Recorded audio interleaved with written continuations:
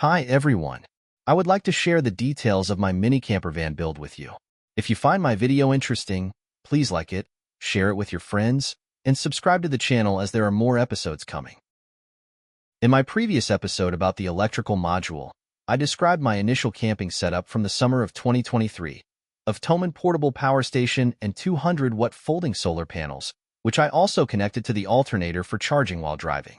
This setup adequately powered a Bouge RV fridge, electric kettle, fans, and various USB rechargeable accessories, providing about 2 to 3 days of off-grid power. However, the daily setup and takedown of the folding solar panels was inconvenient. Leaving them unattended on the roof while away was also risky.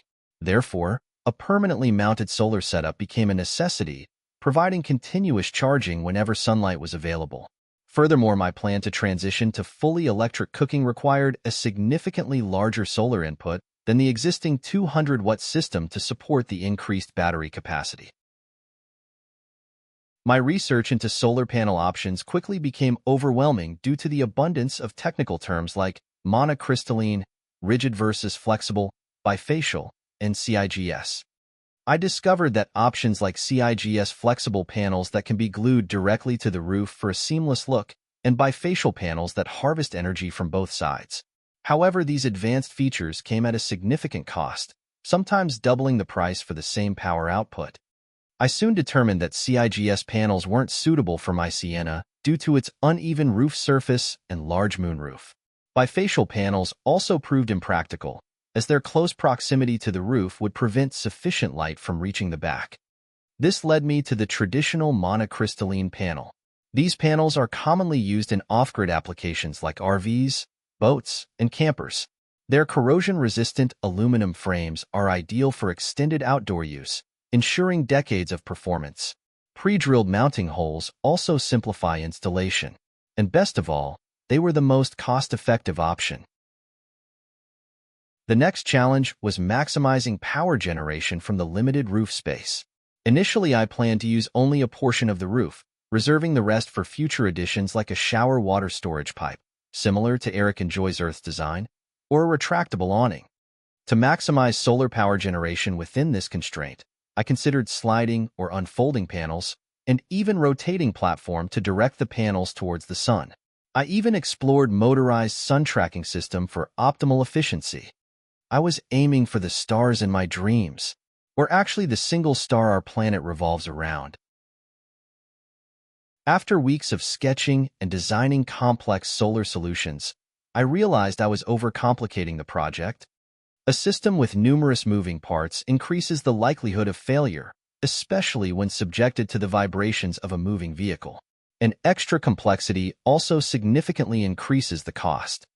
With my camping vacation approaching, at the end of May I needed a working solar setup quickly. I decided on a simpler solution, at least for the summer of 2024. 2 panels bolted flat to the roof crossbars. This simple setup would work for the season and allow me to test if its performance is suitable for my needs, or requires redesign and additional modifications.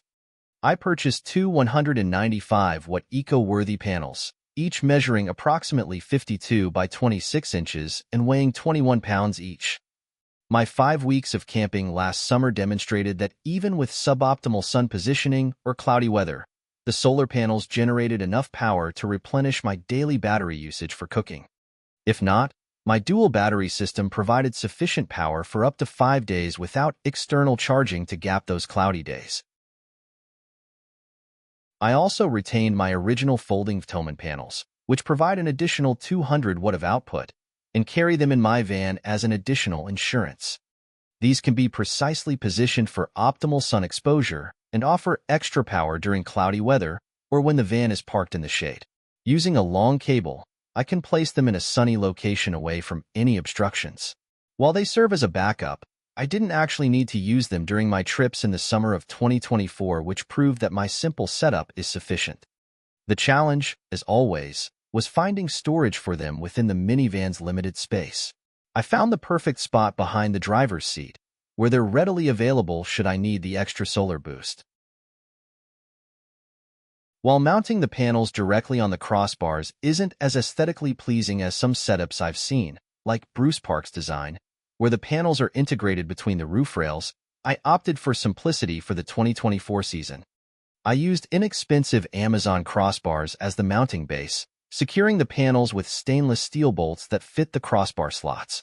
These 8 bolts create a robust and secure structure suitable for driving, with no moving parts or complex tilting mechanisms. This simple setup unexpectedly provided an additional benefit. The raised panels create a secondary roof layer over the moonroof, allowing its use even during rain. To prevent leaks between the panels, I applied adhesive foam taped to the edge of one panel where it overlaps the moonroof opening. Mounting the panels then compressed the tape, creating a seal.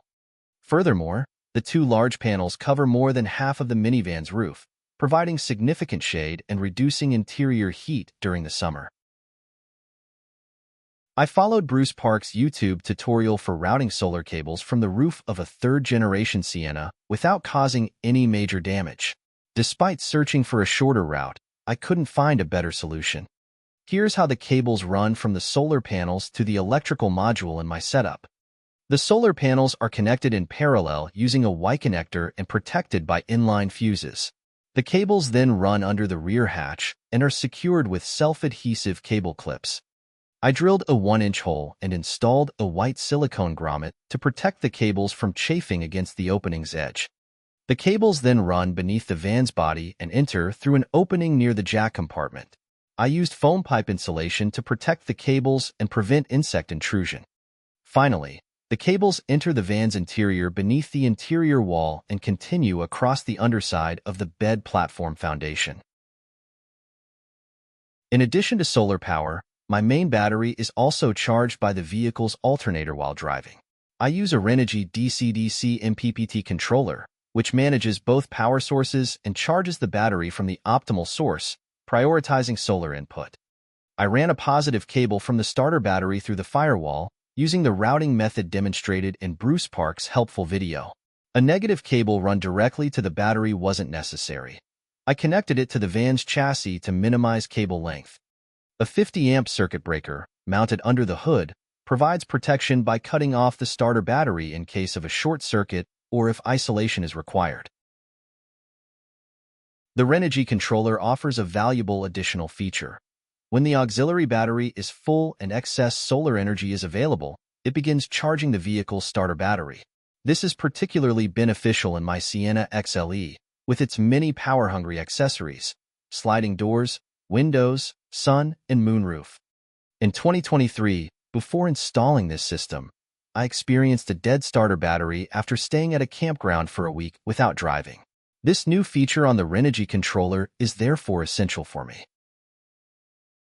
The 2023 incident with the depleted starter battery prompted me to implement a safeguard for periods when the camping setup, including the Renogy charger and solar panels, is removed in the fall.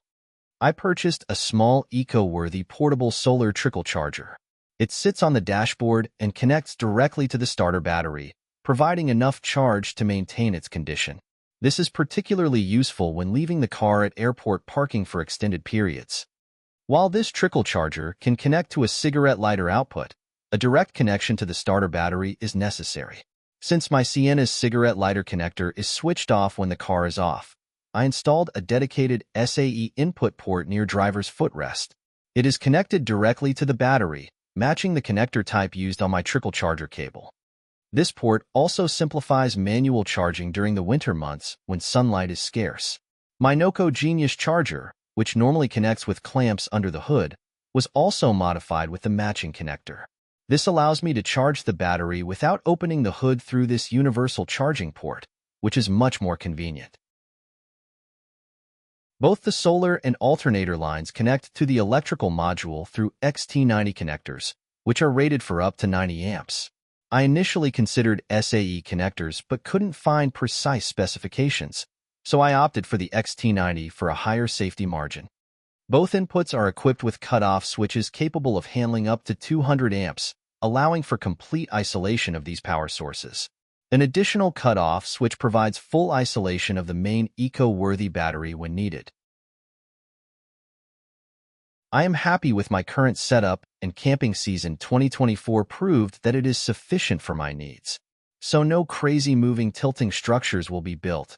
even though it would be a fun project. I may do one simple improvement though. Add some sort of a spoiler in front of my solar panel to improve aerodynamics and reduce air drag. This may reduce wind noise while driving and probably have some effect on fuel efficiency. Next, episode number 9, ventilation. I will cover the following topics. Why proper ventilation is a must.